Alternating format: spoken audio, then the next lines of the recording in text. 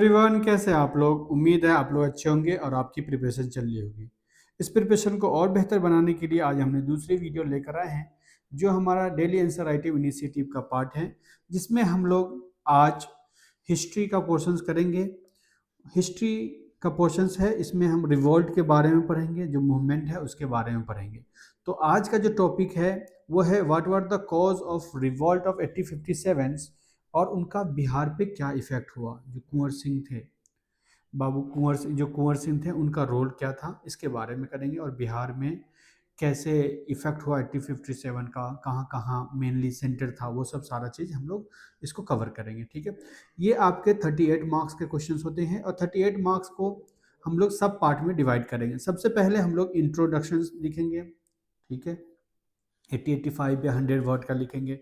फिर cause of revolt लिखेंगे, जैसे political, economical, social, religious cause हो गया। और और उसके बाद में रिसेंट कॉज। ये उसके बाद में हम लोग इफेक्ट ऑफ बिहार, क्योंकि इसमें दूसरा पोर्शन बोल रहा है बिहार पे क्या इफेक्ट हुआ, तो वो पार्ट कवर करेंगे। फिर लास्ट में आपका कंक्लूजन पार्ट पार्ट होगा। तो इस तरह से ये आंसर राइटिंग का ये अभी हम लोग आगे इस तरह से पैटर्न देखेंगे। ठीक है, तो चलिए स्टार्ट करते हैं। सबसे पहले इंट्रोडक्शंस है। तो इंट्रोडक्शंस है ये फर्स्ट वार ऑफ इंडिपेंडेंट और सिपाही म्यूटिनी के नाम से जाना जाता है। जो सिग्निफिकेंस अपराइजिंग था ब्रिटिश रूल के अगेंस्ट में। जो वेरियस कॉज था, जैसे political, economical, social, military factors. ठीक है, ये बहुत डेकेड, मतलब जब डेकेड था, Plassey of battle of Plassey से लेकर अब तक के जितना भी एलिनेशन था, वो सब एक जगह ये लोग एक साथ उभर के आए। ठीक है, और उसके बाद में बिहार का बहुत सारा इसमें रोल रहा है, की रोल रहा है कुंवर सिंह का, जी का। ठीक है, तो उसके बारे में उसका भी जानेंगे कि कैसे कैसे जगदीशपुर कैसे फेमस रहा, दानापुर जगह है वो कैसे फेमस रहा, ये सब सारा चीज़ के बारे में हम लोग देखेंगे। चलिए, तो फर्स्ट पर्सन हमने क्या दिया, इंट्रोडक्शन किया। उसमें इंट्रोडक्शन का हमने 1857 को फर्स्ट वर्ल्ड वार किया, फर्स्ट वार ऑफ इंडिपेंडेंट किया, और सिपाही म्यूटिनी भी बोलते हैं इसको। ठीक है, और इस तरह से हमने अपराइजिंग किया, किसके कारण हुआ वो पूरा हमने डिफाइन कर लिया अच्छे से। उसके बाद में हमने कॉज पढ़ेंगे, कॉज ऑफ 1857 क्या हो गया।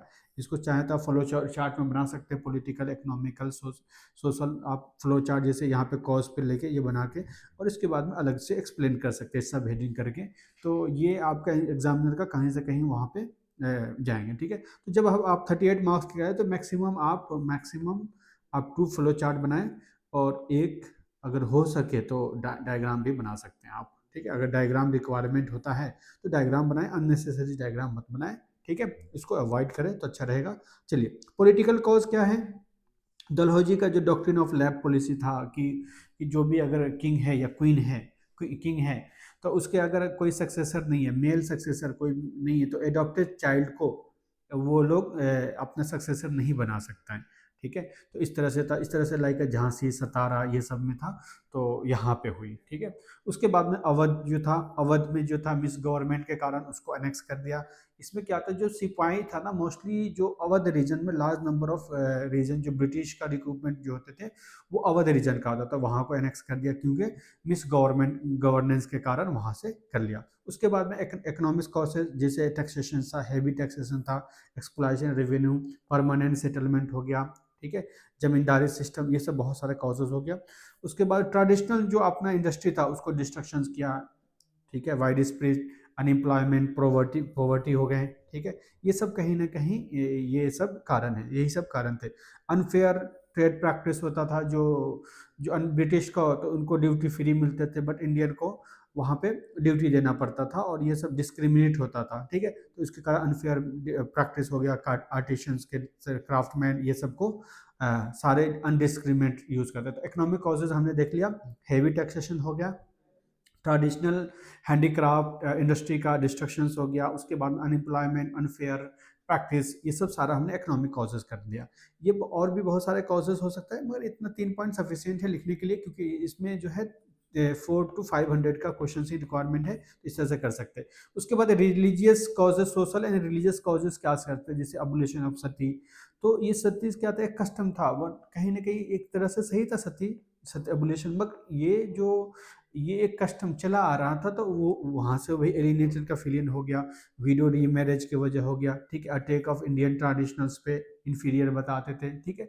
ये सब क्या है, रिलीजियस कॉजेज हो गया।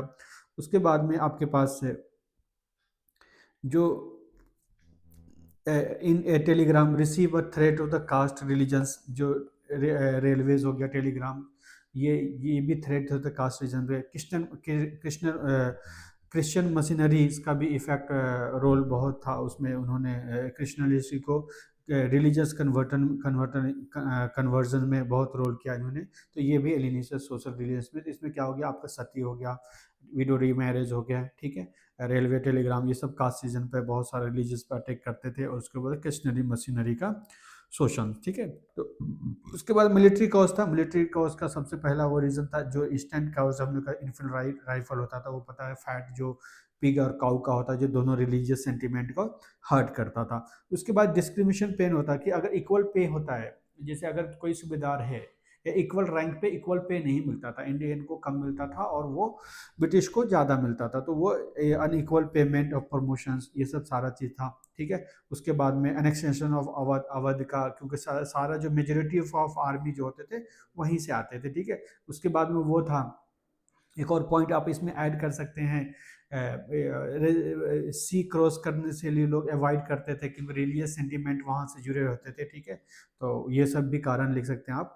दूसरा देखिए, उसके बाद में impact of the peasant of tribe movement of east India movement में जो ट्राइबल मूवमेंट पे क्या क्या हुआ। तो in Bihar the exploitation unjust policies, several religion revolt, Taimur, Chero, ये सब सन्यासी, ये सब सब सब किसके दीवाने को, ये सब किसके कारण हुआ, ये सब ट्राइबल, ये सब जो ट्राइबल जो रिवोल्ट हुआ, जिसका ये सब भी ये ट्राइबल मूवमेंट में 1857 रिवोल्ट का एक बर्निंग पॉइंट, एक मतलब कि कहीं ना कहीं वो बर्निंग पॉइंट ये हासिल, ठीक है। तो ये कर सकते हैं कि ये सब कारण के कारण 1857। उसके बाद में जो नेशनलिस्ट लीडर थे अपने पास, जो लीडर थे, sentiment, leadership and nationalist sentiment, जो आपके पास इम्पोर्टेंट चीज़ें, सब लोकेशन का अलग अलग लीडर थे, जैसे इनको local landlord societies and peasant leader like Bahadur Shah Zafar, Rani Lakshmibai, Begum Hazrat Mahal, जैसे देखिए रानी लक्ष्मीबाई झांसी की, बेगम हजरत महल हो गया लखनऊ से, सब अलग अलग जीरा से हो गया, ठीक है। नाना साहब, ठीक है, कुंवर सिंह, ये सब सारा चीज़ का बहुत सारा रिवोल्ट था। Together divert the group unite the common goals of India British colony. तो इस तरह से सेंटिमेंट इन लोग को मतलब इस तरह से लोगों को यूनाइट किया गया, सब लीडर्स मिलके, सब इंपॉर्टेंट लीडर ने बहुत इंपॉर्टेंट रोल प्ले किया। अब ये हमने सेकेंड पार्ट तक हमने कवर कर लिया है। अब आपका आता है पार्ट, जो आता है third part, effect of the Bihar. Bihar effect क्या पड़ा 1857 रिवॉल्ट का बिहार पे, उसके बारे में हम करते हैं। तो Bihar was one of the key centre of revolts where significant participation from the sipahi, zamindars and peasant. The effect of the revolt on the Bihar where both immediate and long terms, ठीक है। इमीडिएट होता था और लॉन्ग टर्म होता था, ठीक है। Immediate भी है, लॉन्ग टर्म है। Like a role of the Kunwar Singh. Kunwar Singh का क्या था, कुंवर सिंह का जमींदार अब जगदीशपुर के थे। Emerge most prominent leaders of revolts, led the fire rebellion against the British, mobilize the peasant and sipahi. सिपाही और पीजेंट को इन्होंने मोबिलाइज किया। देखिए यहाँ पे कुंवर सिंह के बारे में नहीं पूछ रहा है, यहाँ पे बोल रहा है बिहार में इफेक्ट। तो हम कुंवर सिंह के पूरा हिस्ट्री के बारे में हमें लिखने की जरूरत नहीं है, यहाँ पे बस पूरा कुंवर सिंह का मेन रोल है वो उसको करेंगे, क्योंकि ओवरऑल बिहार का हमें यहाँ पे करना है। उसके बाद गुरिल्ला वारफेयर हुआ उनके डेथ के बाद, ठीक है। अमर सिंह वो भी संभाले, स्ट्रगल को कंटिन्यू किया, ठीक है। ये कुंवर सिंह का रोल था। उसके बाद स्पिरिट ऑफ बिहार, जैसे जगदीशपुर के अलावा कहाँ कहाँ रिवॉल्ट को स्पिरिट, जैसे आरा हो गया, दानापुर हो गया, है ना, ये सब सिपाही म्यूटिनी, दानापुर, ये सब सारा लिगन हो गया। लोकल जमींदार page highlight the white spring discontent against the local जमींदार भी रिवॉल्ट बहुत सारे किए, ठीक है। उसके बाद में ब्रिटिश सप्रेशन, ब्रिटिश जो होते ब्रिटिश थे उस वक्त बहुत ब्रिटली क्या हो गया, सप्रेस किया विलेजर को, रिबेलियन को, ये सबको सप्रेस किया, ठीक है।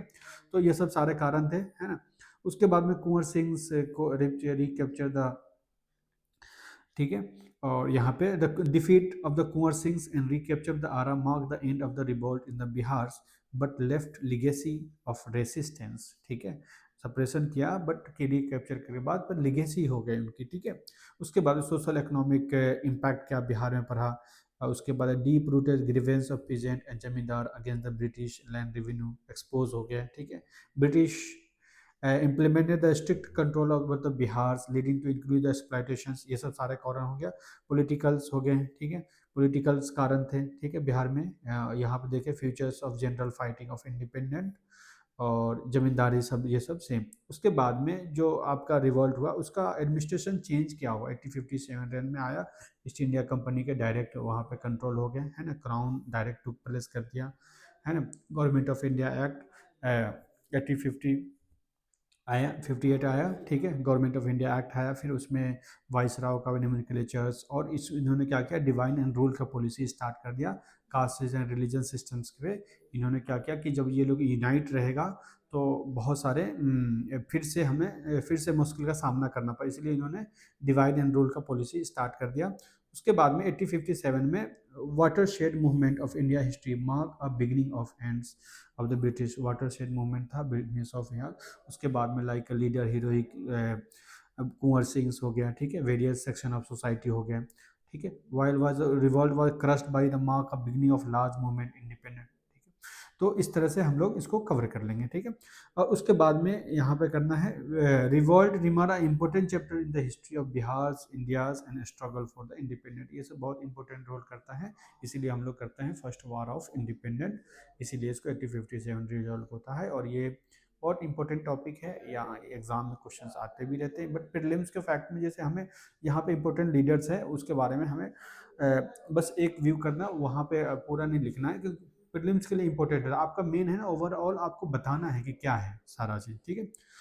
हाँ, जिन लोगों ने अभी तक मेरे साथ नहीं ज्वाइन किए हैं तो आप टेलीग्राम चैनल पे ज्वाइन कर सकते हैं, है ना, मेरे साथ जुड़ सकते हैं। और ये टेलीग्राम चैनल है, इस पे सुबह में 9 बजे क्वेश्चंस को पोस्ट किया जाता है, आपको 7 तक आप क्वेश्चंस को वहाँ पे अपलोड किया जाता है सेम ग्रुप पे, और हम हमारे द्वारा इसको इवेल्युएट किया जाता है। अभी थोड़ी सी दिक्कत चल रही है एवेल्युएशन की, क्योंकि मेरे टीम मेंबर कहीं और बिजी हैं, जब वो लोग फ्री हो जाएंगे तो फिर से हम लोग फिर टाइम पे आपको इवेल्युएट करके देना स्टार्ट कर देंगे, ठीक है। तो चलिए आगे क्वेश्चन जो है इंडिगो रिवॉल्ट है, इंडिगो रिवॉल्ट के बारे में हम लोग हाईलाइट भी करेंगे।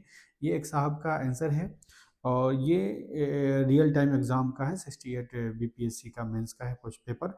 इंडिगो रिवॉल्ट के बारे में है, तो सबसे पहले इंडिगो रिवॉल्ट जो हुआ 1857 के रिवॉल्ट से पहले, उसके बाद में था जिसे दिगंबर विश्वास, विष्णु विश्वास थे उनको इम्पोर्टेंट लीडर थे हर, ठीक है। तो इसको देख सकते हैं, इन्होंने लिखा है आंसर, इसको आप इनसाइड, इसको 4 मार्क्स मिले हैं। दूसरा जो क्वेश्चन है ये हिंदी में है, और इनको भी अप्रोक्स 3, क्योंकि इन्होंने पॉइंट को कम मेंशन किया है, थोड़ा सा पॉइंट का और करते तो इनको हो सकता था ज़्यादा मार्क्स मिले, ठीक है। चलिए, बाय द वे जिनका जो मैं शेयर कर रहा हूँ वो सेलेक्टेड है लोग हैं, तो उनका हो गया, क्योंकि टाइम बहुत कांस्टेंट होता है और उस टाइम में सबको लिखना पड़ता है।